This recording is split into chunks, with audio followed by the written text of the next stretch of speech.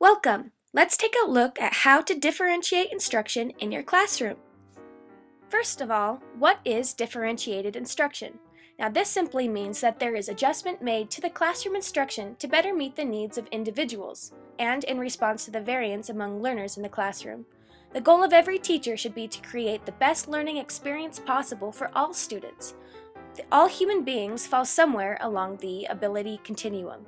And even though a teacher may have no control over who may be in the classroom, a teacher can tailor instruction to make learning accessible for all students. All students have special needs in some way, but with good teaching practices, including differentiating your instruction, the more students will be reached, especially gifted and talented students, students with learning disabilities, or students learning a second language. The general educator should always be in collaboration with special educators and anybody else involved in a student's individual education plan, or IEP, which could include a variety of specialists, a psychologist, a physical therapist, etc. As a team, these professionals should work together on creating the best learning experience possible for their IEP student. Key features of differentiated instruction are as follows. Continuous assessment, evaluation, and reflection of student learning to better drive and tailor instruction. Flexible learning groups, so students can be grouped and regrouped based on their readiness, interest, learning style preference, or background. Choices and various opportunities for students to address the same curriculum expectations but in different ways. Respectful tasks that allow all students to think, question, and process. The tasks may differ between individuals or small groups, but they are just as interesting and appealing as those of other students. And lastly, shared responsibility for learning, where students are provided opportunities to self-assess, seek feedback, advocate interests and learning modalities, and articulate their learning goals. These 5 tools will support a differentiated classroom environment. Through ongoing assessment, teachers should know as much as they can about their students to better meet their needs, including their readiness, interests, and learning preferences. Student readiness consists of their prior knowledge, experiences, strengths, and weaknesses. Student interests include their personal, social, and career interests. Student learning preferences include their intelligence type, learning style, and environmental preferences. Teachers can now differentiate at least 4 classroom elements based on what they know about their students. They are the learning environment, the content, the process, and the products. The way the classroom is organized and ran should be tailored to student needs and learning preferences. When organizing your classroom, it is important to ask yourself many questions, such as, how is the classroom to be arranged? What will the procedures and routines be? What will the classroom look like, sound like, and feel like?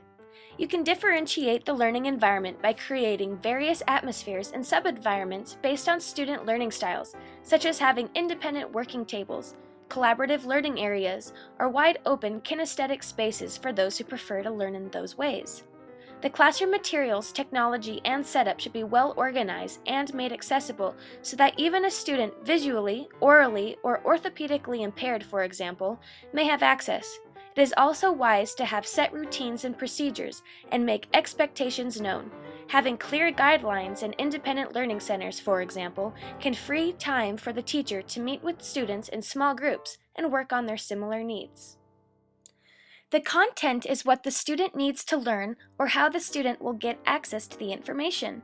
It is important that the key curriculum concepts are not watered down, but rather made accessible through various strategies and learning modalities.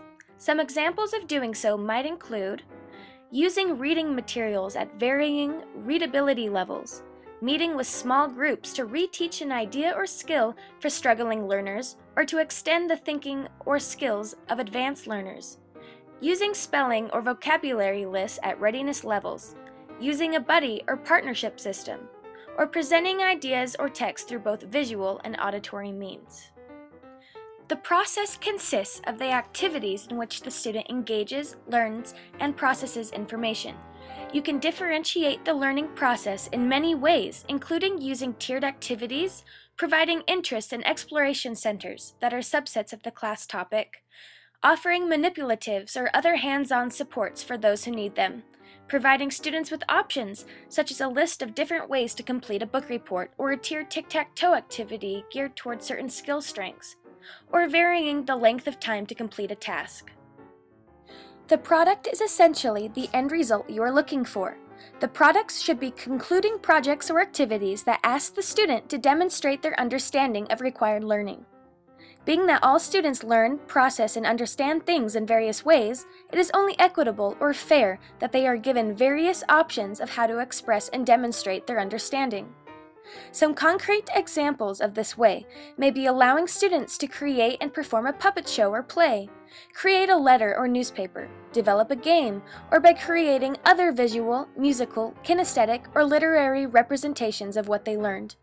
Teachers can give choice to students by allowing them to work alone or in small groups on their products, or by encouraging students to create their own product assignment that contain required elements. Thank you, and hopefully you learned how to differentiate your instruction.